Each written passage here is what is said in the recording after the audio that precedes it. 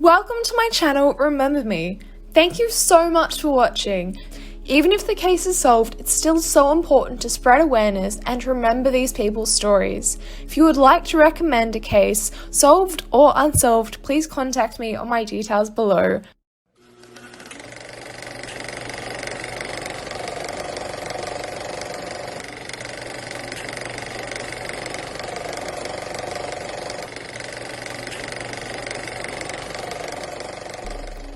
Cameron Doe.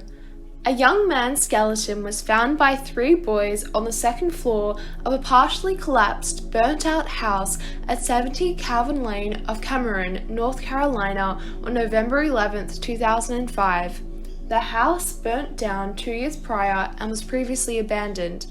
One of the children stated, "I thought it was like a fake skeleton that someone just threw up there, but then I got to looking at it and saw it was actually a real skeleton, and we went and got my mum." Identification. In 2019, forensic anthropologist Dr. Ann Ross of the North Carolina State University received a grant to start the North Carolina Cold Case Initiative. This case was among the first 13 the initiative began working on. Ross and Leslie Kaufman, a freelance forensic genealogist, discovered a lead within a few months. They reported their findings to Detective John Hawley. Hawley stated, "This gentleman, his closest match was his second cousin once removed, which means I had to literally go back to the 1800s and trace his family back to find out how they connected." Hawley located a family member named Linda Michelle Baker Bora. Bora was cooperative and provided her DNA to aid authorities. The remains were identified as belonging to her brother, 24-year-old Michael Joe Wesley Baker, on January 1, 2021. Baker lived in Sanford, North Carolina, but he moved around working day labor jobs. He was reported missing in 2007 by his sister. Although what he was doing in the house is unknown, forensic findings at the time of Baker's discovery determined that he had no signs of trauma. Additionally, authorities state there is no evidence of a crime having occurred in this case. Several key discoveries in the DNA evidence helped investigators paint a pretty accurate picture of Baker and his early life. Evidence showed Baker was born in Texas and moved to North Carolina with his family not long before his death. Detective John Hawley stated, "Obviously his sister was disheartened at her relative not living, but I think in her mind she knew it. She was very happy that she at least had some closure. She wanted to thank everyone who was involved in helping to bring an identity back to her brother. She was very sincere." Freeman Asher Jr. On September 14, 1979, 2 hikers discovered the skeletal remains of an adult near the bottom of Multnomah Falls in Multnomah County, Oregon. Also recovered were items of degraded clothing, eyeglasses, and a hair mass, indicating the individual may have been of African American biological origin. Examination of the remains in 1979 was completed by the Smithsonian Institution in Washington, D.C., as Oregon did not have an anthropologist on staff to perform the examination. Road to identification. The remains were re-inventoried in 2005 and re-examined in 2006.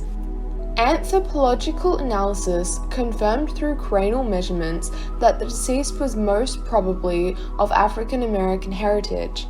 In 2010, a sample of the remains was submitted to the University of North Texas, and a DNA profile was uploaded into the CODIS database.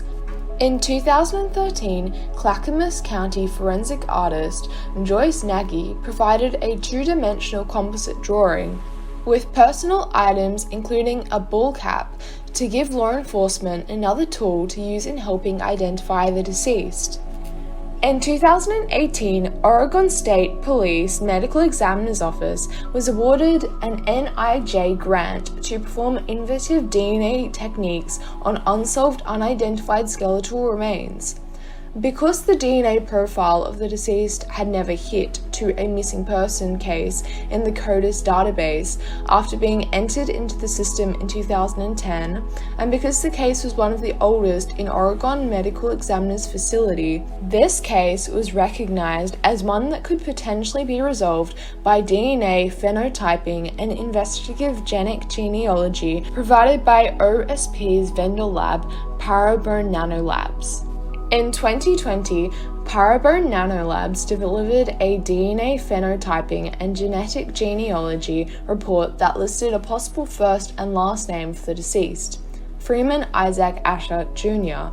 Mr. Asher had relatives in Portland, Oregon area and was known to have moved to Portland sometime around 1976. A picture located on social media by the genetic genealogist revealed a family portrait at a social event taken in the 1980s with the mother of Freeman and several offspring. After receiving the names of all siblings and relatives in the photo and evaluating the image, the genealogist determined that Freeman Asher Jr. was the only Asher sibling not in the photo. Identification. Multnomah County Sheriff's Office and Portland Police Bureau then conducted extensive interviews, searches, and data pursuits to locate Freeman Asher's family. After moving to Portland area, Mr. Asher disappeared and was assumed to be dead by most of his relatives. A sister in California agreed to oral swab standard collection. San Fernando Police Department was then contacted, and an officer there facilitated the collection of the oral swab standards for comparison to the DNA from the skeletal remains. On January 29, 2001, the Medical Examiner's Office received a kinship inference report, Parabone Nanolabs, stating that the skeletal remains and Freeman Asher's sister shared 2,730.1 centimorgans of autosomal DNA. This amount and type of shared DNA is exclusively consistent with a full sibling relationship, and the identity of Freeman Asher Jr. was corroborated through genetic means. State police said multiple agencies worked together to make the identification, including the Oregon State Medical Examiner's Office, Smithsonian Institute, Clackamas County Sheriff's Office, Multnomah County Sheriff's Office, Portland Police Bureau, Parabone Nanolabs, and San Fernando Police Department. One of Asher's relatives stated, "So hurt as though it just happened. I'm glad for closure, but it's heartbreaking. Thank God for technology and the detective that followed through." Marie Heiser. In June 1977, a teenage boy was riding his bike on a rural road south of Odessa when he passed a drainage ditch. It was dusk and he was headed home. As he rode by the ditch located near a wooden area, the teen looked down. There, he spotted something shocking, the decomposing body of a naked woman. The woman, who had no identification, had likely been there for weeks. A medical examiner said at the time she was between 40 and 55 years old and was 5 feet 3 inches tall with dark blonde hair. A medical examiner ruled her death as a homicide, but police had no leads as to who she was or how her body got to the ditch.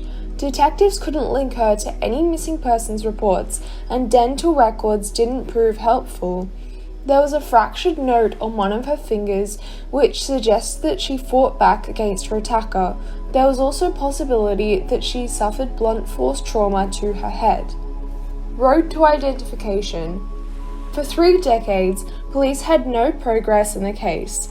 In 2008, detectives submitted information about her discovery to the National Missing and Unidentified Persons System, which included a DNA profile of the woman's remains. This was entered into the Combined DNA Index System, or CODIS, a national DNA database run by the FBI. Though police hoped something would turn up, the database returned no matches, and as it had been 30 years before, the case stalled. About a decade later, in February 2017, Newcastle County Police were told of a Virginia company, Parabone Nanolabs, which specializes in DNA phenotyping. Phenotyping is a process of predicting physical traits and ancestry from DNA. Detectives sent the woman's information to a forensic artist at Parabon Nanolabs who created a sketch. The lab also produced a digital image of her and sent genetic information to ancestry databases to create a potential family tree. The breakthrough came when Montgomery County, Maryland police officer Stephen Summersky got involved in the case in 2019. Newcastle County cold case detectives had consulted with Smugersky after he held a law enforcement cold case seminar, and he agreed to help research her DNA ancestry. He worked tirelessly on potential family trees in an attempt to develop information on the identity of the remains, Newcastle County Police said. Newcastle County Police followed up on these leads and obtained DNA samples from possible relatives.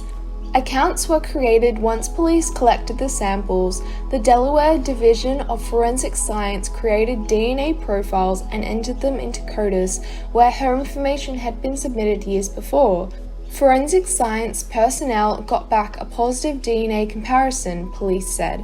Chief Medical Examiner Dr. Gary Collins confirmed her identity through the analysis and also confirmed the ruling made by Delaware Medical Examiner 40 years earlier.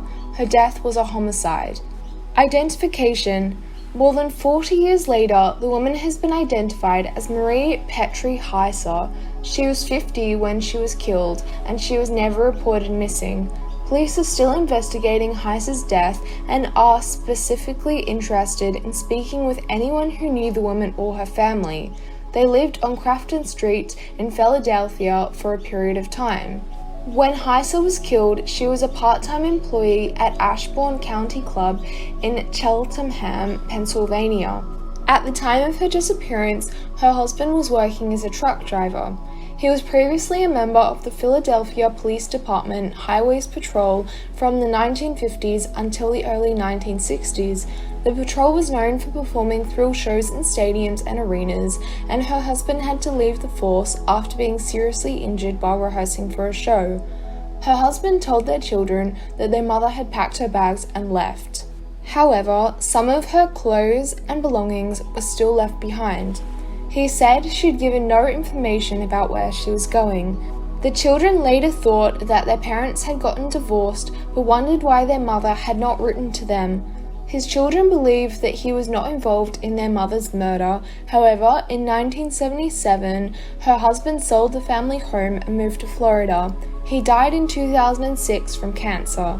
The couple's daughter now lives in California, while their son, William Heiser Jr., is a retired deputy from the Volusia County Sheriff's Office in Florida.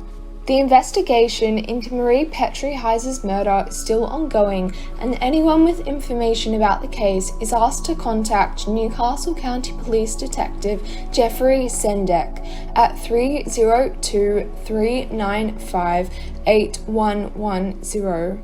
Marie's son stated, "She took care of us, and we had a good time when I was smaller. She was just a good person." Thank you so much for watching this video and for taking the time to remember this case. It would really mean a lot if you could share this video to spread these people's stories in the hope that new information will surface. To recommend a case, please contact me on Instagram or send me an email. Thank you.